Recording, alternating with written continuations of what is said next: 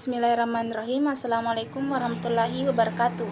Baik, langsung saja saya akan menjelaskan materi riba. Yang pertama adalah pengertian riba.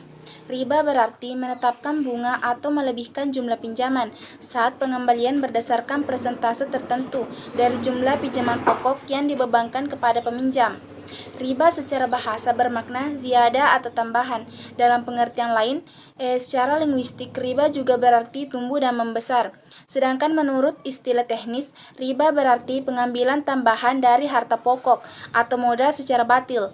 Ada beberapa pendapat dalam menjelaskan riba, namun secara umum terdapat benang merah yang menegaskan bahwa riba adalah pengambilan tambahan, baik dalam transaksi jual beli maupun pinjam meminjam, secara batil atau bertentangan dengan prinsip muamalah dalam Islam.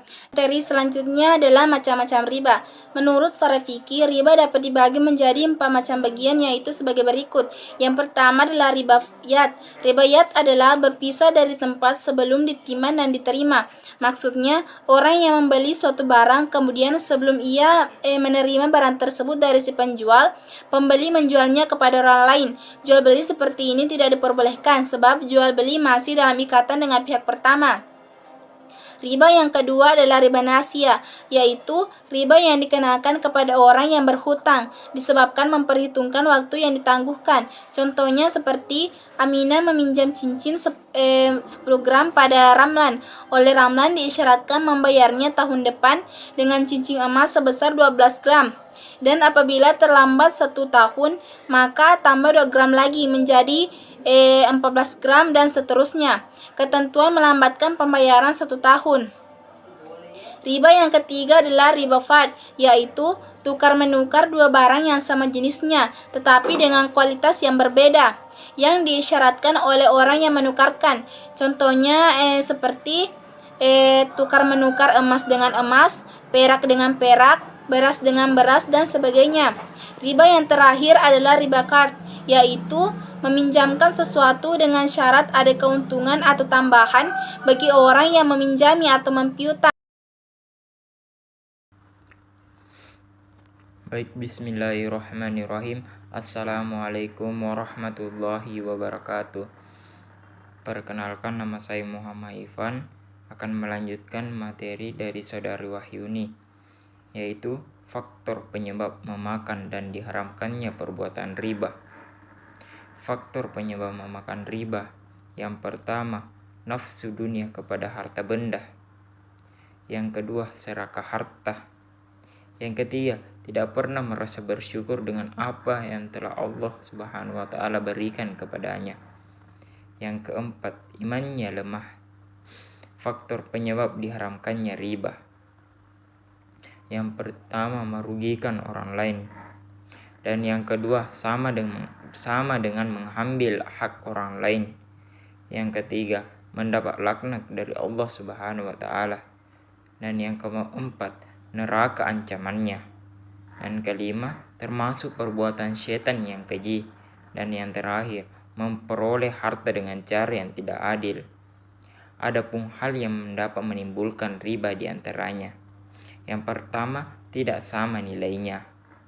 Yang kedua, tidak sama ukuran menurut syara, baik timbangan, takaran maupun ukuran. Dan yang terakhir, tidak tunai di majelis akad. Adapun salah satu contoh riba, yaitu seorang menukar uang kertas sebanyak 10.000 dengan uang receh 1.950. Uang 50 tidak ada imbangannya atau tidak tamasul, maka uang receh 50 adalah riba. Dan bagian kedua, larangan-larangan riba dalam Al-Quran. Adapun dalil yang terkait dengan perbuatan riba berdasarkan Al-Quran dan hadis, di mana dijelaskan dalam Al-Quran surah Al-Imran ayat 130 yang artinya, hai orang-orang yang beriman, janganlah kamu memakan riba dengan lipat ganda, dan bertawakallah kamu kepada Allah Subhanahu wa Ta'ala agar kamu mendapat keberuntungan.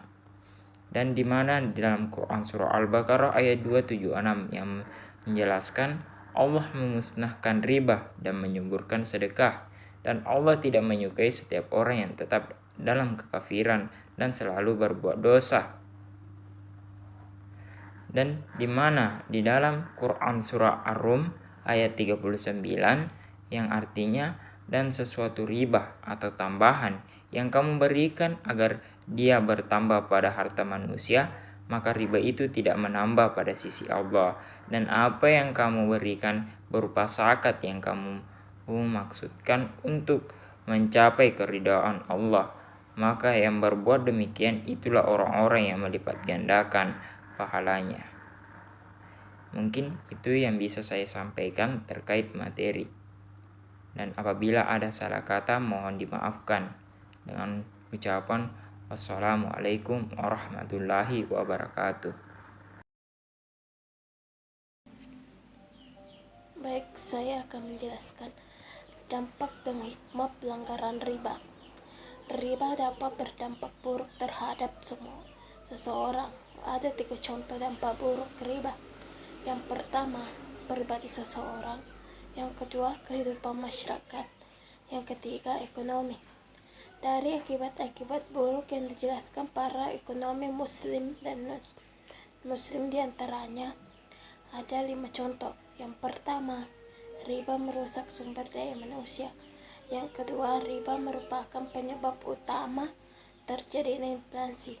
Yang ketiga, riba menghambat lajunya pertumbuhan ekonomi.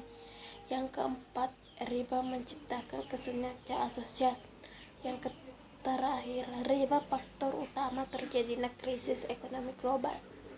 Sedangkan ada dampak riba pada ekonomi bunga, yaitu menahan pertumbuhan ekonomi dan membahayakan kemakmuran nasional serta kesejahteraan individual atau rakyat. Itu saja yang bisa saya sampaikan. Mohon maaf apabila ada salah kata. Assalamualaikum warahmatullahi wabarakatuh.